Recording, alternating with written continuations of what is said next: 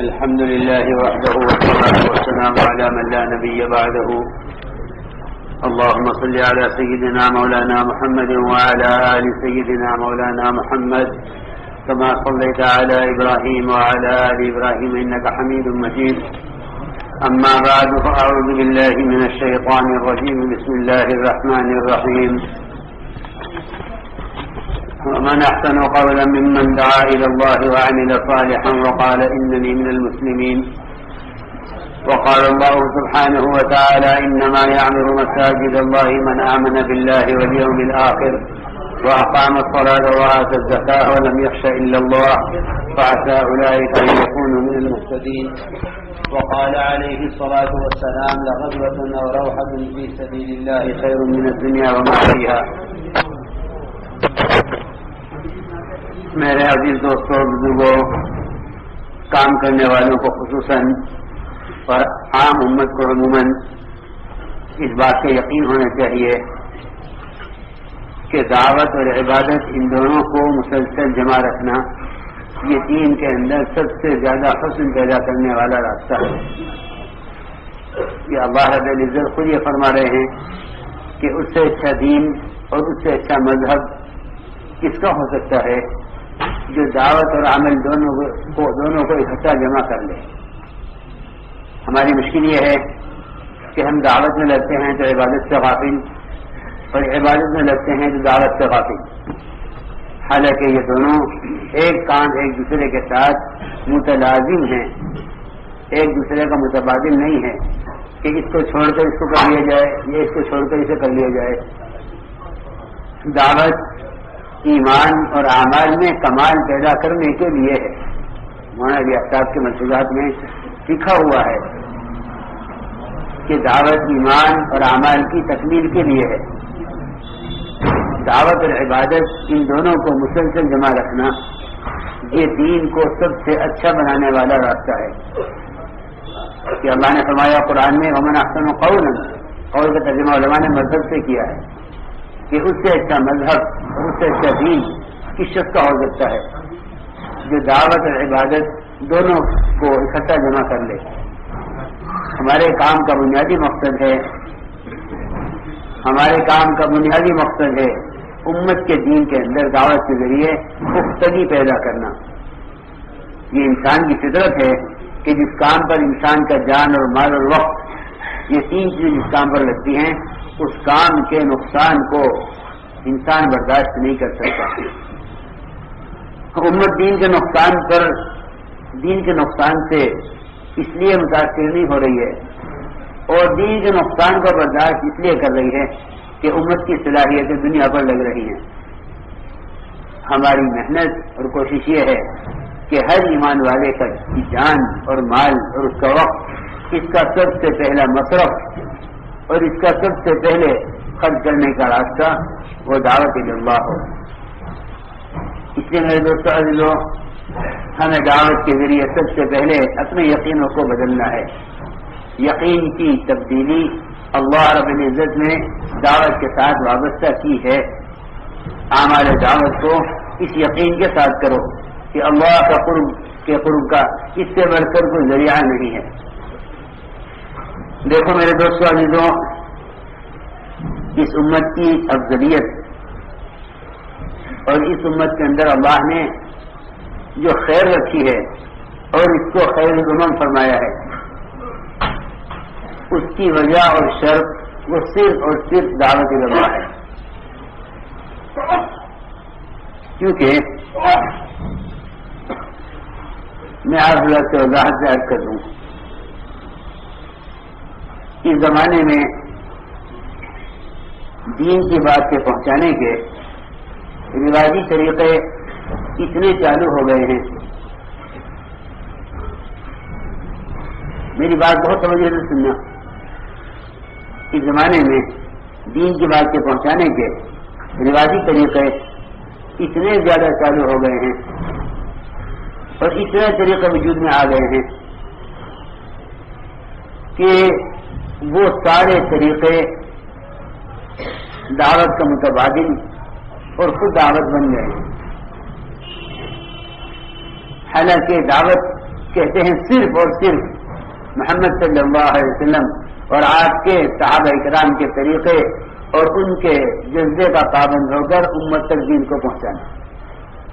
دعوت صرف اس کو کہتے ہیں. دعوت کا کوئی متبادل نہیں ہے. دعوت کا کوئی متبادل نہیں ہے.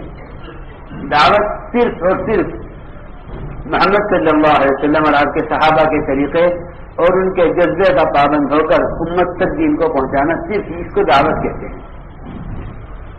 یہ جو بات ذرا سا ہمیں سوچنی پڑے گی اور غور کرنا ہوگا اس پر کہ دعوت کا اس زمانے میں دعوت کا مفہوم ہر طریقہ محنت جب دعوت بن جائے گا تو رفتہ رفتہ ہم صحابہ کرام کے طریقے اور ان کی محنت کے رخ سے دور ہو جائیں گے. میں نے عرض کیا کہ اس امت کے خیر امت ہونے کا سبب صرف یہ نہیں ہے کہ یہ امت محمدیہ ہے علیہ السلام. صرف یہ وجہ نہیں ہے کہ یہ امت خیر امت اس لیے ہے کہ یہ محمد صلی اللہ علیہ وسلم کی امت ہے. میری بات توجہ سے سننا. بہت اس امت کے خیر امت ہونے کی جو شرط ہے وہ شرط دعوت اللہ ہے. اس امت کے خیر امت ہونے کی شرط دعوت اللہ ہے. اور دعوت اللہ کسے کہتے ہیں؟ دعوت اللہ کہتے ہیں اللہ کے احکام کی طرف امت کو بلانا. دعوت اللہ کا سارے علماء نے ترجمہ کیا ہے. دعوت اللہ کا مطلب ہے دعوت الی احکام اللہ، اللہ کے احکام کی طرف بلانا. اچھی طرح سمجھ لینا. دعوت کا تصور اس زمانے میں یہ ہو گیا ہے کہ کسی بھی طریقے سے دعوت پہنچا دی جائے تو وہ دعوت ہے. اور میں آپ سے عرض کر رہا کہ اس امت کے خیر امت ہونے کی شرط وہ دعوت ہے. اور دعوت کہتے ہیں محمد صلی اللہ علیہ وسلم اور آپ کے صحابہ کے طریقے اور ان کے جذبے کا پابند ہو کر امت تک دین کو پہنچانا. اس لیے کوئی رواجی طریقہ دعوت نہیں بن سکتا اور اس رواجی طریقے پر چلنے سے یہ امت خیر امت نہیں ہو سکتی. اس امت کے خیر امت ہونے کی شرط وہ دعوت اللہ ہے. یہ بات اگر میں اپنی طرف سے کہوں تو بہت سے کو یہ بات غلو اور زیادتی معلوم ہوگی. حالانکہ یہ بات حضرت عمر رضی اللہ عنہ خود فرما رہے ہیں. یہ بات حضرت عمر رضی اللہ عنہ خود فرما رہے ہیں کہ اگر ہم دعوت کا کام نہ کرتے، یعنی بھلائی کا حکم نہ کرتے اور برائی سے لوگوں کو نہ روکتے، تو اللہ فرماتے انتم خیر امتی، کہ تم خیر امت ہو. تو پھر ہم سبھی خیر امت ہوتے. لیکن اللہ نے شرط لگا دی ہے کنتم خیر امتی. اللہ نے شرط لگائی ہے کنتم خیر امتی، یعنی فرمایا انتم خیر امتی. اگر اللہ فرما دیتے انتم خیر امت ہو تو ہم دعوت اللہ کا کام کرتے یا نہ کرتے. ہم دونوں حالتوں میں میری بات بہت توجہ سے سننا. اگر اللہ تعالیٰ فرماتے انتم خیر امتی، تو فرماتے ہیں رضی اللہ تعالیٰ کہ تو ہم دعوت اللہ کا کام کرتے یا نہ کرتے ہم خیر امت ہوتے. اللہ نے شرط لگائی ہے کنتم خیر امتی، کہ تم خیر امت جب ہو سکتے ہو جب تم بھلائی کا حکم کرتے رہو اور برائی سے روکتے رہو اور اللہ پر ایمان لاتے رہو. اللہ پر ایمان لاتے رہو تو تم یہ تمہارے خیر امت ہونے کی شرط ہے.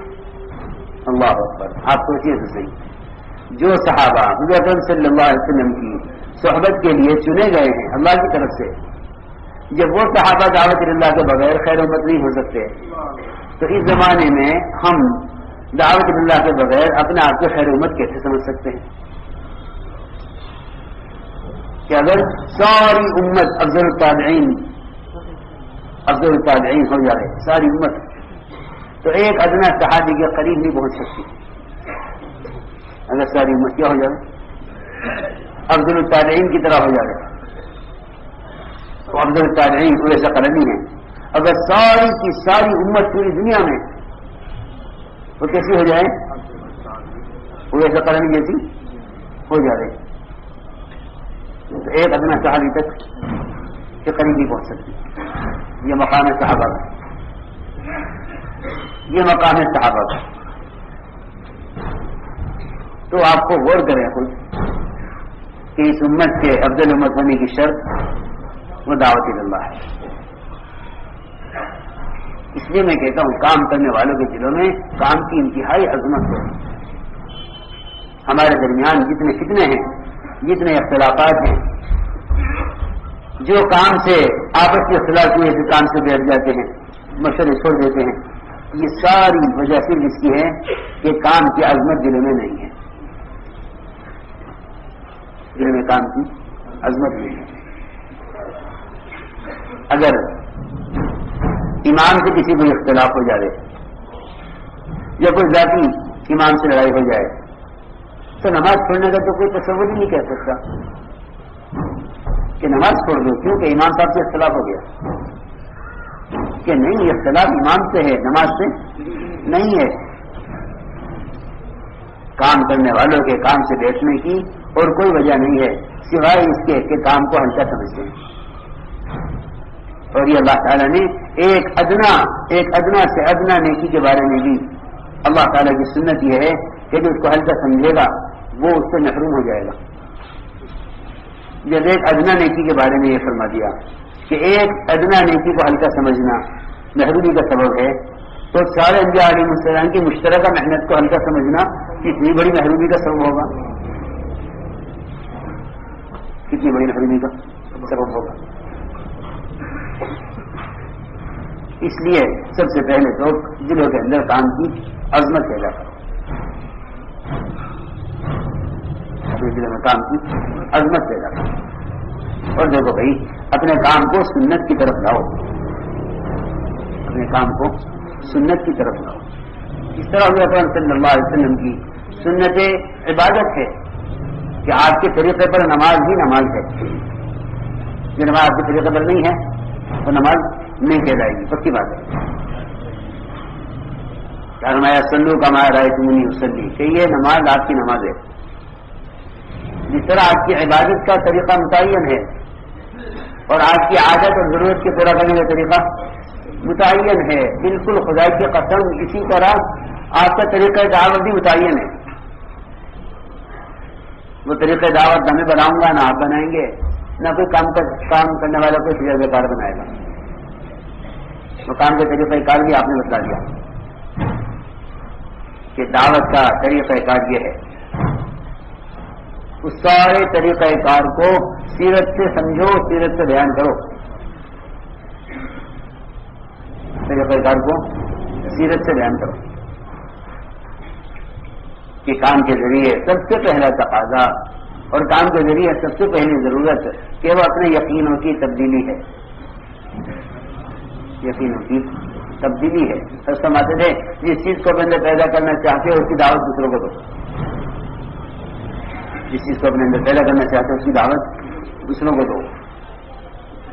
ہم دعوت کے ذریعے سب سے پہلے اپنے یقینوں کو بدلنا چاہتے ہیں. اس یقین کی تبدیلی کے لیے مسجدیں بنائی گئی ہیں. یقین کی تبدیلی کے لیے مسجدیں بنائی گئی ہیں کہ گشتوں کے ذریعے لوگوں کو ان کے ماحول سے نکالو اور مسجد میں ایمان کے حلقوں میں جوڑو تاکہ مسجد کا ماحول ان کے دلوں کے یقین کو درست کرے اور مسجد کا ماحول اور مسجد کا اعمال ان کے دلوں کو دین کے لیے نرم کرے. تو یہ بنیاد ہے یہ ہمارے کام کی کہ گشتوں کے ذریعے لوگوں کو بگڑنے کے ماحول سے بننے کے ماحول میں لے کر آنا. کہ دعوت کے ذریعے سب سے پہلے یقین کی تبدیلی ہے اور یقین کی تبدیلی کا طریقہ صحابہ کرام کا یہی ہے جو میں عرض کر رہا ہوں. کہ یہ یقین کی تبدیلی کا طریقہ ہے. ہمارا کام تو سیرت کے تابع ہے. ہمارا کام ہمارے تابع نہیں ہے. ہمارا کام ہمارے تابع نہیں ہے. ہمارا کام سیرت کے تابع ہے. ہاں یہ کوئی تجربات کرنے کی تحریک نہیں ہے کہ لوگوں کے تجربات سے کام چل رہا ہے کہ یہ کام لوگوں کے تجربات سے نہیں چلے گا، یہ کام تو صحابہ کی سیرت سے چلے گا. سیدھی بات ہے. اس لیے ہمیں روایتوں میں صاف طور پر ملتا ہے کہ صحابہ ایمان سیکھنے کو مستقل کام سمجھتے تھے. کام کرنے والوں کی نظروں میں یہ کام ہلکے ہو گئے ہیں اور تقریریں اور مشورے اور پروگرام بڑے ہو گئے ہیں. جی ہاں، اب گشتوں میں ملاقاتوں میں اس میں طبیعت نہیں چلتی. سب بات ہے. ہم سمجھتے تھے کہ جب کام کرنے والے بنیادی اعمال چھوڑ دیں گے تو ان کے درمیان وہ فتنے پیدا ہوں گے جن کا کوئی حل نہیں ہوگا. ان کے درمیان وہ فتنے پیدا ہوں گے جن کا کوئی حل نہیں ہوگا، سوائے اس کے کہ یہ کام چھوڑ کر بیٹھ جائیں. اس کے علاوہ انہیں کوئی حل نظر نہیں آئے گا. کیونکہ اس کام میں چلانے والی جو بنیادی اعمال ہیں، یہ بنیادی اعمال ہیں. کہ گشت تو ریڑھ کی ہڈی کی طرح ہے. گشت کس کی طرح ہے؟ ریڑھ کی ہڈی. کہ ریڑھ کی ہڈی کی وجہ سے سارے اعضاء حرکت کرتے ہیں، ورنہ کی ریڑھ کی ہڈی میں نقصان ہو جائے کہ اس کا پورا بدن مفلوج ہو جاتا ہے. پانی کسی کو ہوتا ہے کہ ریڑھ کی ہڈی میں ختم ہوئی ہو، پیشاب اور پخانہ اور نقل حرکت کا ختم، انسانی بنیادی ضرورتیں ختم ہو جاتی ہیں ریڑھ کی ہڈی کا متاثر ہونے سے. اس لیے فرمایا گشت یہ کہ یہ ریڑھ کی ہڈی ہے کہ داعی کے قائم رہنے کا عمل یہ ہے. اسے خود اچھی طرح سمجھ لینا کہ ہر مسجد کی جماعت کا کام یہ ہے کہ وہ صحابہ کی طرح مسجدوں میں ایمان کے حق قائم کرے اور ملاقاتیں کر کے لوگوں کو مسجد کے ماحول میں آنے پر آمادہ کرے کہ یہاں بیٹھو، یہاں ہمارے ساتھ بیٹھو، ایمان لائیں گے. معاذ بن جبل، عبداللہ بن رواحہ، ابی بن کعب، ابو ہریرہ، عمر بن خطاب، ان سب کا معمول ہے یہ کہ مسجد ایمان کی حق قائم کرتے اور صحابہ پر گشت کر کے ملاقاتیں کر کے ان کو مسجد کے ماحول میں لے کر آتے. امام بخاری رحمۃ اللہ نے اس کو ثابت کیا ہے. امام بخاری رحمۃ اللہ نے اس کو ثابت کیا ہے کہ ایمانی مجالس سے ایمان میں ترقی ہوتی ہے. اس کو ثابت کیا ہے امام بخاری رحمۃ اللہ نے، اور معاذ بن جبل کے عمل سے ثابت کیا ہے کہ معاذ رضی اللہ تعالیٰ عنہ مسجد میں ایمان کے حلقے قائم کرتے تھے اور عمر رضی اللہ عنہ خود فرماتے ہیں کہ میں تمہیں مسجد میں ایمان کے حلقوں میں اسی لا کر جوڑتا ہوں تاکہ میرے ایمان میں زیادتی ہو. اس لیے میرے دوستوں عزیزوں، ہر مسجد اس معمول پر آنی چاہیے کیونکہ یقینوں کے بدلنے کی اور تربیت کی جگہ اصل مسجد ہے. حضور اکرم صلی اللہ علیہ وسلم نے وفد ثقیف کو مسجد میں رکھا. صحابہ سے فرمایا کہ میں نے مسجد میں اس لیے رکھا ہے ان کو تاکہ اعمال مسجد ان کے دلوں کو اسلام کے لیے نرم کر دیں. یہ وجہ بتائی آپ نے ان کو مسجد میں رکھنے کی. ان کا وقت آیا، جماعت بن کر آئی، جو کام نماز نہیں پڑھیں گے، زکات نہیں دیں گے، جہاد نہیں کریں گے، بت کو نہیں توڑیں گے. یہ ہمارے اسلام آنے کی شرطیں ہیں، اسلام قبول کرتے ہیں. تو آپ نے ان کو مسجد میں رکھا. فرمایا صحابہ سے کہ اعمال مسجد ان کے دلوں کو اسلام کے لیے نرم کر دیں گے. یہ حکمت ہے اس کی. اسی میرے دوستوں عزیزوں، اپنے کام کو سنت کی طرف لاؤ. ہماری گشت اور ملاقاتوں کا مقصد ہے ایمان والوں کو مسجد کے باہر کے ماحول سے اٹھانا اور مسجد کے ماحول میں ایمان کے حلقوں میں لا کر جوڑنا. اور یہ آپ سب سے درخواست ہے اللہ کے واسطے کہ اپنے بیانات میں ایمانیات کو غالب رکھو. یہ ہمارے کام کی خصوصیت ہے. تقریروں کی طرف مت جاؤ، تقریروں کی طرف مت جاؤ، مضامین کی طرف مت جاؤ. یہ مت دیکھو کہ عوام کیا چاہتے ہیں. ہماری ایسا فرماتے تھے کہ جس بیان اور مذاکرے سے اللہ کا تاثر نہ پیدا ہو وہ قانون کی عیاشی ہے.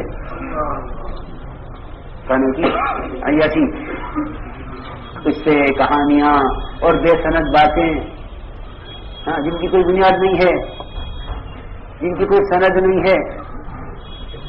پکی پکی بات ہونی چاہیے ہمارے اندر کی طرف سے. کیوں؟ اس لیے کہ علماء کی کام پر نظر ہے. یہ نہیں کہ بیان کرنے والے آزاد ہو جائیں، بیان کرنے والے آزاد ہو جائیں کہ نہیں، جو احادیث میں منقول ہے اس کو بیان کرو. منتخب احادیث کو اس لیے ترتیب دیا تھا تاکہ کام کرنے والے 6 نمبر کے بیان کرنے میں آزاد نہ ہو جائیں. اور ان کے بیانات میں جہالت میں داخل ہو جائے. ان کے مذاکروں میں کیا جہالت کہ جہالت کیا کہ جہالت اسے کہتے ہیں کہ جو بات سنی وہ بیان کر دی. یہ جہالت ہے کہ جو سنا بیان کر دیا، جو سنا بیان کر دیا. تو جہالت علم کی جگہ لے لے گی اگر سنی سنائی باتوں کو نقل کیا جائے گا. حدیث میں آتا ہے کہ ہر سنی کی بات کا بیان کر دینا جھوٹا ہونے کے لیے کافی ہے. جی ہاں، اب یہ چل رہا ہے کہ ہم نے وہ سنا ہے، ہم نے سنا ہے کہ کہاں ہے، کہ کسی نے کہا ہے، کس سے سنا ہے.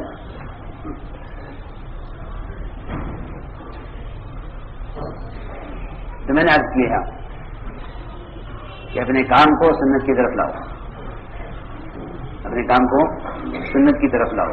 تو ہمارے بیانات میں ایمانیات غالب ہونی چاہیے. ہمارے ایسا فرماتے تھے میں نے اس کام کا نام کوئی نہیں رکھا، اگر نام رکھتا تو اس کا نام تحریک ایمان رکھتا کہ محنت اپنے یقینوں کو بدلنے کے لیے ہے. اس لیے ہمارے مذاکروں میں ایمانیات غالب ہوں، جم کر اس کی دعوت دیا کرو کہ کرنے والی ذات اللہ کی ہے، کیونکہ ساری نیکیوں کا مدار توحید پر ہے اور اللہ کی توحید کو بیان کرنا بذات خود مطلوب ہے. اللہ کی توحید کو بیان کرنا بذات خود مطلوب ہے. علماء نے لکھا ہے کہ احکام کا علم عمل کے لیے اس سے فراغت ہو جائے گی. احکام کا علم عمل کے لیے مقصود ہے، بذات خود مقصود نہیں ہے. عمل کے لیے مقصود ہے، اس سے فراغت ہو جائے گی کہ علم حاصل کر لیا فرائض کا، اس کے مطابق عمل کرو. لیکن اللہ کی توحید کو بیان کرنا بذات خود مقصود ہے، اس سے مومن کی فراغت نہیں ہے، کیونکہ ساری نیکیوں کا مدار توحید پر ہے. اس طرح ہمیں اپنے بیانات میں ایمانیات غالب رکھنی ہے اور اللہ کے فرائض کی طرف دعوت دیا کرو قوت کے ساتھ. دائی کے اندر اعمال سے کامیابی کا اتنا یقین پیدا ہوگا جتنی وہ عمل کو اسباب کے مقابلے میں قوت سے پیش کرے گا، جتنا وہ اعمال کو اسباب کے مقابلے میں قوت سے پیش کرے گا. یہ ہمارا کام ہے کہ اعمال کو اسباب کے مقابلے میں قوت سے پیش کرو. اعمال کو اسباب کے مقابلے میں قوت سے پیش کرو، کیونکہ ہمارا موضوع ہے یہ کہ اللہ کی قدرت وعدوں کے ساتھ ہے، وعدے حکموں کے ساتھ ہے، اسباب کے ساتھ قدرت بھی نہیں ہے، وعدہ بھی نہیں ہے. یہ پکی بات ہے. وعدہ اور سبب کہیں نہیں ملے گا. ہاں سارے وعدے اعمال کے ساتھ ملیں گے، سارے وعدے اعمال کے ساتھ. تو ایک حال یہ ہے کہ فرائض کو امت میں پیش کرو اسباب کے مقابلے میں، فرائض کو قوت کے ساتھ پیش کرو، کیونکہ اللہ کے فرائض کی طرف دعوت دینا یہ اسلام کے بعد، کفر کے بعد سب سے نہیں، اسلام کے بعد سب سے اونچا کام ہے. اللہ کے فرائض کی دعوت دینا، اللہ کے فرائض کی دعوت دینا. میں بار بار کہتا ہوں ساتھیوں سے کہ اتنے گشت میں جو جس حال کا بھی مل جائے، گندے سے گندا، ناپاک سے ناپاک، جاہل سے جاہل، برے سے برا آدمی، تم کوشش کر کے اس سے فرائض فریضہ ادا کروا لو. کوشش کر کے اس سے فرائض ادا کرا لو. تمہیں کسی حال کا بھی آدمی ملے، مسجد کی طرف ہر شخص کو لے کر آؤ، کوئی بھی ملے. ہاں یہ نہیں کہ مسجد میں آنے کا قابل ہے یا نہیں ہے. میں تو عرض کر چکا کل بھی کہ ایک مسلمان کا مقام بیت اللہ سے اونچا ہے، پھر کسی مسلمان کا مسجد میں آنے کے لیے کیا رکاوٹ ہے؟ ساری مسجدوں کا رخ کدھر ہے؟ بیت اللہ کی طرف. ساری مسجدوں کا رخ بیت اللہ کی طرف ہے، اور ایک عام مسلمان کا مقام بیت اللہ سے اونچا ہے. جی ہاں حدیث میں ہے، صحیح روایت ہے. تو پھر ہر مسلمان کا مسجد میں لانے میں کیا رکاوٹ ہے کہ نہیں یہ مسجد آنے کے قابل نہیں ہے؟ کہ کیوں؟ یہ تو بیت اللہ سے بھی افضل ہے، یہ تو بیت اللہ سے افضل ہے، پھر اس کے مسجد میں آنے میں کیا رکاوٹ ہے؟ اس کے زمانے میں تو مسجد کی جماعت اپنے ساتھ پیبند رکھتی تھی کہ بھائی کوئی آ گئے وہ کپڑے ناپاک ہیں کہ لو یا پاک کپڑا لو نماز پڑھو. ابھی میں اس میں کیا بتاؤں، مجھے اس کا غم ہے کہ کام تنظیم بن گیا ہے. کیا بن گیا کام؟ تنظیم. جی ہاں، مشورہ ہو گیا، نکل گئے، دو چار سے ملاقات کی، دو چار باتیں کی گھروں پہ بیٹھ کے یا دروازوں پہ یا راستوں میں، اور اپنے دفتروں کو چلے گئے اور اپنے دکان والے دکانوں کو چلے گئے اور ہو گیا کام. حالانکہ حدیث قدسی ہے، من اتانی ماشیا اتیتہ ہرولۃ، جو میری طرف چل کر آتا ہے، میں اللہ فرما رہے میں دوڑ کر آتا ہوں، اس کی طرف دوڑ کر آتا ہوں. سمجھتے تھے گشت کرنے والوں کی حیثیت ایسی ہے جیسے ڈوبتے ہوئے آدمی کو پانی سے نکالنا یا بھڑکتی آگ سے لوگوں کو بچا کر نکالنا. ہمارے گشت کرنے والوں کی حیثیت ایسی ہے، ان کو نکالو باہر کے ماحول سے اور ان کو مسجد میں لے کر آؤ. تو میں نے عرض کیا کہ فرائض ادا کروا دو، اور فرائض کی ادا کرانے کی جگہ مسجد ہے. یہ ہمارے گشتوں کا مقصد ہے کہ امت گشت کے ذریعے فرائض پر آ جائے، گشت کے ذریعے امت فرائض پر آ جائے، کیونکہ صرف فرائض ہیں جو امت کو ارتداد سے بچا سکتے ہیں. یہ امت کو ارتداد سے بچنے کا ذریعہ صرف فرائض ہیں. اگر فرائض نہیں ہے، خدا نہ کرے، تو پھر مسلمان کے مرتد ہونے میں کوئی رکاوٹ نہیں ہے. مسلمان کے مرتد ہونے میں کوئی رکاوٹ نہیں ہے. آپ تو کارکنان کی آوازیں لگا رہے ہیں اور ادھر مسلمان مرتد ہو رہے ہیں. آپ کیا کارکنان کی کیا کارکنان؟ کارکن تو اس کو کہتے ہیں جو ایک امتی کے لیے بے چین ہو کر پھرتا ہو، وہ ہے کارکن. ایک امتی کے لیے بے چین ہو کر پھرے ہوئے کارکن. یہاں کارکن وہ ہو گئے جو فیصلے کریں بیٹھ کر، اور جو مشورے کریں، جو بیان کریں، وہ کارکن. حالانکہ خدا کی قسم سب سے زیادہ اللہ کے قریب و کام کرنے والا ہے جو اللہ کے سب سے زیادہ محفوظ بندوں کے پاس ہے. وہ اللہ کے سب سے زیادہ قریب ہے، وہ اللہ کے سب سے زیادہ قریب ہے. کیونکہ اللہ کو اپنے بندے سے سب سے زیادہ محبت ہے جو اللہ کے ان بندوں کے پاس جا رہے جو سب سے برے حال میں ہیں. اسے محسوس فرماتے تھے کہ دعوت اللہ سے بڑھ کر اللہ کے قرب کو ذریعہ نہیں ہے. لوگ اس کو سمجھتے نہیں ہیں. یہاں سے بات بڑھ گئے، غلو ہو گیا. دیکھو جی یہ تو کہتے ہیں کہ یہ کام کرنے والا ہی افضل ہے، کیونکہ وجہ معلوم نہیں ہے افضلیت کی. جی ہاں، یہ غلو کہتے ہیں نا، یہ صحیح یہاں سے بنایا غلو. جی ہاں، کیونکہ وجہ معلوم نہیں ہے نا. ابھی آخر حدیث یہ پڑھی گئی ہے کہ اللہ کے راستے کے جہاد سے بڑھ کر اللہ کے قرب کا کوئی ذریعہ نہیں ہے. ابھی تو سنیے اپنے حدیث، سنیے نہیں حدیث. اسی کیا کہتے ہیں لوگ کہ دیکھو بھائی یہ غلو کر رہے تبلیغ والے. یہاں کے کہتے ہیں کہ اللہ کے قرب کا دعوت سے بڑھ کر کوئی ذریعہ نہیں ہے. نہیں، آپ ذرا اس کی گہرائی میں جانیں اور سوچیں کہ انبیاء علیہ السلام کس درجے سے کہاں اتر کر دعوت دیتے ہیں، کہاں معراج کی بلندی اور کہاں قائد کے پتھر. آپ غور کریں، کہاں معراج کی بلندی، کہ سارے انبیاء سے آگے، سارے فرشتوں سے آگے، اور کہاں قائد کے پتھر. دیکھو اللہ جو اس راستے میں جتنی تکلیف برداشت کرے گا اللہ کی مخلوق کے لیے، اللہ کا اتنا زیادہ قرب حاصل کرے گا. یہ کی بات اصل میں. اور کام کیا بن گیا؟ تنظیم. جی ہاں، اور آپ اپنی تنظیم کے بارے میں یہ باتیں کریں تو واحد بات ہے کہ لوگوں میں غلو ہے. تو کیا کہیں گے؟ غلو ہے. جی ہاں،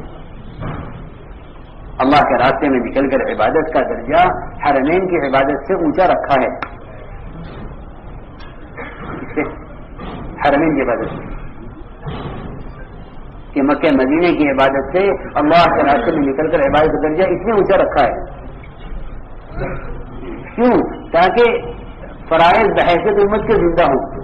جو جیسا فرماتے تھے کہ اپنی ذات سے عبادت کرنے والا دین کا مددگار نہیں ہے. اپنی ذات سے عبادت کرنے والا دین کا مددگار نہیں ہے. پکی بات ہے،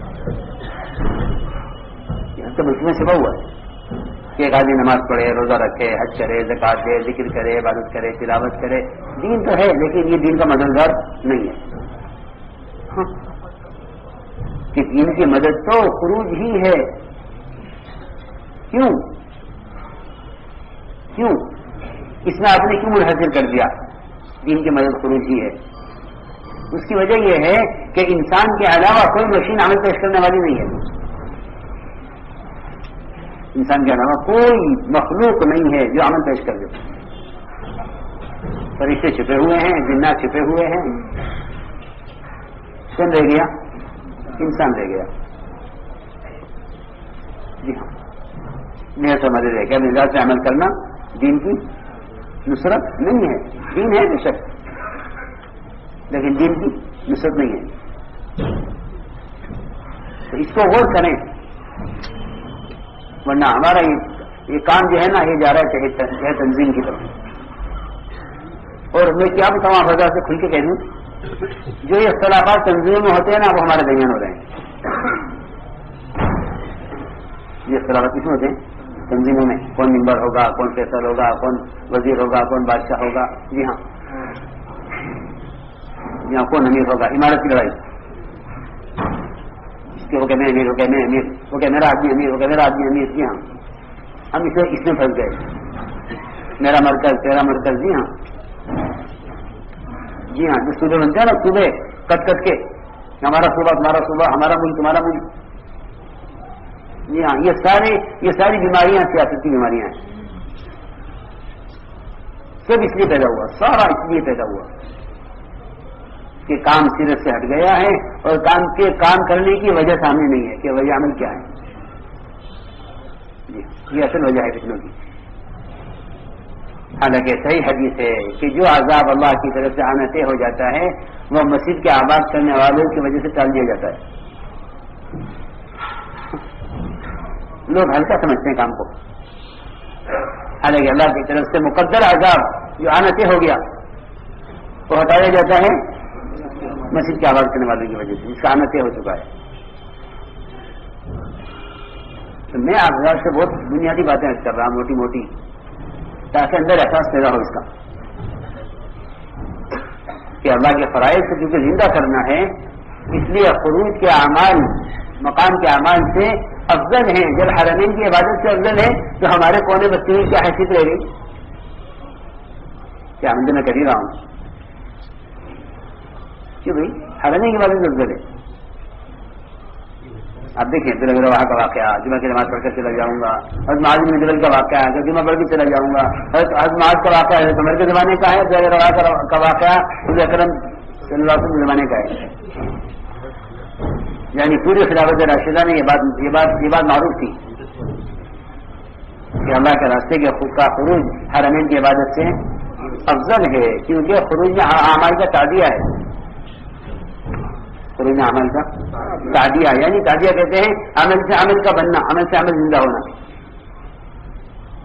کیونکہ حرمین کی عبادت سے خروج افضل ہے. کیوں؟ تاکہ امت تک محدود نہ ہو جائے، افراد تک، بلکہ فرائض امت کی سطح پر زندہ ہو جائے. اس لیے اس کو سمجھنا چاہیے. تو ہم نے عبادت کی ہے کہ اللہ کے فرائض زندہ ہوں. گشتوں کے ذریعے برے سے برے حال کے آدمی کو اٹھاؤ کہ بھائی آ جاؤ، ہم چاہتے ہیں کہ تم مسجد میں آ جاؤ، فریضہ ادا کر لو. تبلیغ اس کو کہتے ہی نہیں ہے کہ ہم تو بات پہنچا کے آ گئے ہیں. ہدایت اللہ کے ہاتھ میں.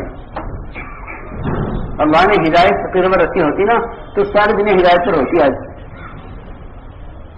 اگر اللہ نے ہدایت کس پر رکھی ہوتی، فقیروں پر ہدایت رکھی ہوتی تو ساری دنیا ہدایت پر ہوتی. اللہ نے تو ہدایت کو جوہد کے ساتھ جوڑا ہے. ہدایت کو جوہد کے ساتھ، اور جوہد کا فیصلہ کوئی نہیں کرے گا. جوہد کا فیصلہ تو وہ کریں گے جنہوں نے جوہد کیا ہے، صحابہ. خود سمجھ لو. تو ایک درخواست تو یہ ہے کہ فرائض کو زندہ کرو دعوت سے. دوسری بات یہ ہے کہ اپنے فرائض میں کمال پیدا کرو. ہر سمجھتے تھے اگر عصر کی نماز ظہر کی طرح ہوئی ہے تو یہ دائی نیچے گر رہا ہے. ہفتے کی نماز تو ظہر سے بہتر ہونی چاہیے کہ یہ داڑھی نیچے گر رہا ہے، ترقی نہیں کر رہا کہ ظہر اثر ایسی پڑی ہے کہ اپنے فرائض کے اندر کمال پیدا کرو. کام کرنے والوں کو چاہیے کہ وہ ابھی نماز میں کمال پیدا کریں، ابھی نماز میں کمال پیدا کریں. جی ہاں، ورنہ اللہ مجھے معاف فرما دے، ایک بیماری ایسی پیدا ہوئی ہے کام کرنے والوں میں کہ یہ عوام کے درمیان ایک منتخب جماعت بن گئی ہے. ان کے مشورے اور ان کے کام اور ان کی خدمات اور ان کا آرام میں صرف کھل کے آپ سے کہہ رہا ہوں کہ اس میں عوام کی سزا سے اونچے چلے گئے، عوام کی سزا سے اونچے چلے گئے، یہاں تک کہ ان کی نمازیں بھی عوام سے الگ ہو گئی. یہ شورا والے ہیں، یہ شورا والے ہیں، یہ شورا والے ہیں. جی ہاں، رسول اکرم صلی اللہ علیہ وسلم فرماتے تھے کہ میں چاہتا ہوں کہ اپنے صحابہ کے درمیان اس طرح رہوں کہ یہ میری گردن پھلان پھلان کے کچل کچل کے چلیں. صحابہ نے عرض کیا تھا کہ ہم آپ کے لیے ایسی جگہ بنا دیں کہ آنے والا آپ کو پہچان لیا کرے، آنے والا آپ کو پہچان لیا کرے، کیونکہ آنے والا پوچھ رہا ہے کون محمد، تمہیں محمد کون سے ہیں.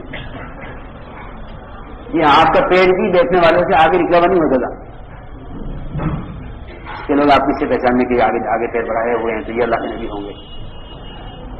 آپ صحابہ کے ساتھ اس طرح رہتے کہ آنے والا پوچھتا ہے کون محمد، کہ مجھے تو تم سارے ایک سے معلوم ہو رہے ہو، تمہارے نبی کون سے ہیں. تو یہ نہیں کہ بڑے لوگوں کی طرح دوسرے تعارف کرائیں، آپ کو تعارف کرا دینا کہ ہاں میں محمد. جماعت کی نماز کا اہتمام کام کرنے والوں میں کم ہو رہا ہے. میں آپ سے بہت بری عبادت کر رہا ہوں. جی ہاں، ہم تو شورا والے ہیں، ہم تو شورا والے ہیں. کیا شورا والے کہ جماعت کی نماز کو چھوڑنا تو نفاق ہے. کیا شورا والے سمجھے جماعت کی نماز میں ہلکی چارپائی بیماری میں اٹھا کے مسجد میں داخل کی جاتی تھی. ایک مفتی صاحب نے کہا حضرت سے کہ میں آپ کو فتویٰ دیتا ہوں. جی ہاں، میں آپ کو فتویٰ دیتا ہوں کہ آپ جماعت کی نماز چھوڑ دیں، آپ بیمار ہیں. تو اس نے فرمایا کہ اچھا مرتے مرتے منافق ہو کے مروں، مرتے مرتے منافق ہو کے مروں. کہ حضور کے زمانے کا تو منافق بھی مسجد میں آتا تھا، بیمار بھی مسجد میں آتا تھا، اور ہمیں مرتے مرتے مجھے تم نفاق کا مشورہ دے رہے کہ منافق ہو کے مر جاؤں، جماعت کی نماز چھوڑ دوں، جماعت سے مسجد کی نماز. تو اس کی چارپائی بیماری کی حالت میں مسجد میں داخل کی جاتی تھی. کتنا اہتمام تھا جماعت کی نماز کا. یہ عرب شورا والوں کی نمازیں بھی الگ ہوتی ہیں. ہم شورا والے ہیں کہ نہیں، ہماری سب کی ترقی جو ہے نا وہ عوام کے ساتھ اختلاط میں ہے. کیونکہ اللہ تعالیٰ خود فرمائیں گے بندے سے قیامت میں براہ راست، میں ننگا ہوا تم نے مجھے کپڑے نہیں پہنا، میں بھوکا ہوا تم نے مجھے کھانا نہیں کھلایا، میں بیمار ہوا تم نے میری عیادت نہیں کی. بندہ کہ اللہ آپ کو کھلانے والے، پلانے والے، پہنانے والے، آپ شفا دینے والے، آپ کیسے بیمار ہو گئے؟ تو اللہ فرمائیں گے فلاں بیمار کے پاس جاتا نا تو مجھے وہاں پاتا. یہ ہے نا حدیث میں. جی ہاں، ایک اپنے فرائض میں کمال پیدا کرو. اور میرے دوستوں عزیزوں، وقت مختصر ہے، مجھے عرض کرنا ہے تہجد کو لازم پکڑ لو، تہجد کو لازم پکڑ لو، تہجد کو لازم پکڑ لو. میں قسم کھا کر کہتا ہوں کہ تہجد کے بغیر داعی کی کوئی مدد نہیں ہے. پکی بات ہے، تہجد کے بغیر داعی کی کوئی مدد نہیں ہے. ہاں، میں قسم کھا کر کہتا ہوں اگر عبادت کا شوق نہیں پیدا ہو رہا تو پھر یہ ایک تنظیم ہے، تحریک، پھر یہ ایک تحریک ہے، دعوت نہیں ہے. کیونکہ دن بھر دعوت کی بات کو واضح کرنے والا عمل تہجد ہے. اشد وقع اقوام مقیلا، قرآن نے اسی طرح فرمایا. اقوام مقیلا کا مطلب ہے ابھی مقیلا کہ بات کو سب سے زیادہ واضح کرنے والا عمل ہے تہجد.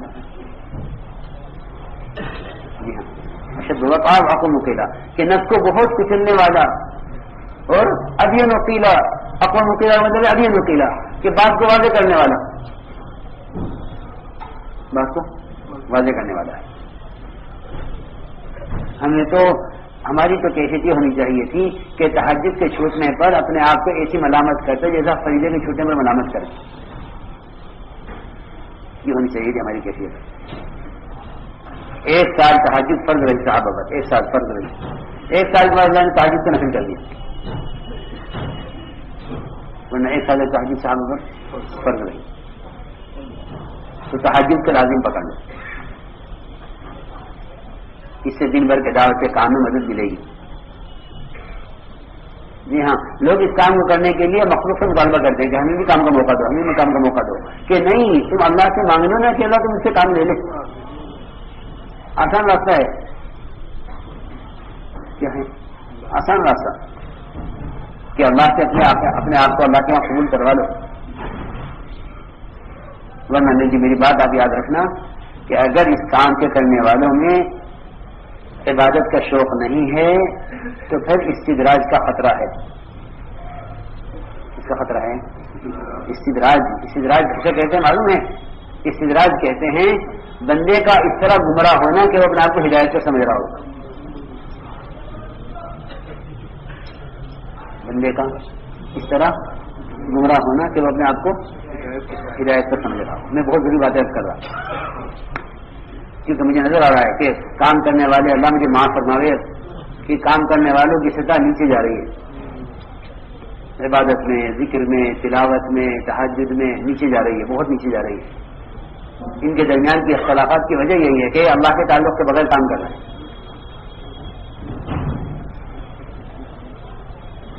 یہ اصل وجہ فتنوں کی یہ ہے کام کرنے والوں کے درمیان کہ اللہ کے تعلق میں یہ نیچے جا رہے ہیں، کمزوری کی طرف جا رہے ہیں. ان کے درمیان کی اختلافات کا اور کوئی سبب نہیں ہے. جی ہاں، تو لوگ کہتے ہیں غیروں کی اسکیم ہے کہ انہوں نے اختلاف پیدا کر دیا. نہیں، خدا کی قسم، غیر تو ایک سنت کا مقابلہ نہیں کر سکتے. ہلاکت کے لیے کافی ہے باقی کی کہ وہ کیا کریں، ایک سنت کا مقابلہ نہیں کر سکتے. کہ غیر تو ایک سنت کا مقابلہ نہیں کر سکتے، وہ دعوت کا مقابلہ کیا کریں گے؟ تو سمجھتے تھے کہ اسلام کو نقصان مسلمان سے پہنچے گا اور دعوت کو نقصان دعوت کا کام کرنے والوں کو پہنچے گا. یہ تو لوگوں کا خیال غلط ہے کہ جو باہر کی اسکیم ہے، کوئی باہر کا ہاتھ ہے. یہ ہم سے کہتے سبھی کہ ہمارے میں اختلاف ہو گیا، باہر کا ہاتھ ہے. باہر کا کوئی ہاتھ نہیں ہے. جی ہاں، اللہ تو کہہ رہے ماں کا سبت ہے، ماں کا سبت ہے، ماں کا سبت ہے، قرآن بھرا ہوا ہے. تم کہہ رہے باہر کا ہاتھ ہے، اللہ فرمائے تمہارے ہاتھ ہے. اللہ فرمائے تمہارے ہاتھ ہے. جی ہاں، یہ تمہارے کرتوت ہیں. تم کہہ رہے ہیں کہ نہیں جی باہر کا کوئی ہاتھ ہے، ہمارے میں اختلاف پیدا ہو گیا. کہ سارے جھگڑے اختلافات کی وجہ ہے اللہ کے تعلق کے بغیر اس کام کو کرنا. جی ہاں، پہلے راتوں کو رونے والے ہوتے تھے، اللہ تعالیٰ ان کی محبتیں لوگوں کے دلوں میں ڈالتے تھے، اس سے اطاعت بھی تھی، محبتیں بھی تھی. اب رات کا رونا ختم، راتوں کا رونا ختم. جی ہاں، اب تھک ہار کے سو جانے اور فجر میں اٹھ جانے اور یہ تہجد کے پڑھ کے سو جاؤ. تہجد کیا کہ پڑھ کے سو جاؤ؟ کہ نہیں، اس کے پڑھنا یہ ہے نفس کو کچلنا. اس کے پڑھنا یہ ہے نفس کو کچلنا. کہ نفس کچلے گا تو پھر وہ سارے فتنے ختم ہو جائیں گے جو نفس کی وجہ سے وجود میں آ رہے ہیں. تو یہ میں نے کیا. پھر ہے علم، کہ علم فضائل کا بھی، علم مسائل کا بھی، کہ دونوں علم شرط ہیں عمل کے لیے. کہ فضائل کا علم تو اللہ کے وعدوں کا یقین پیدا کرنا ہے اور مسائل کا علم اپنے عمل کو طریقے پر لانا ہے. اس لیے فضائل کے ساتھ ساتھ منتخب احادیث سے تعلیم کا اہتمام خوب کرو تاکہ 6 نمبر جیسے بنیادی کام کی صفات امت میں یہ صفات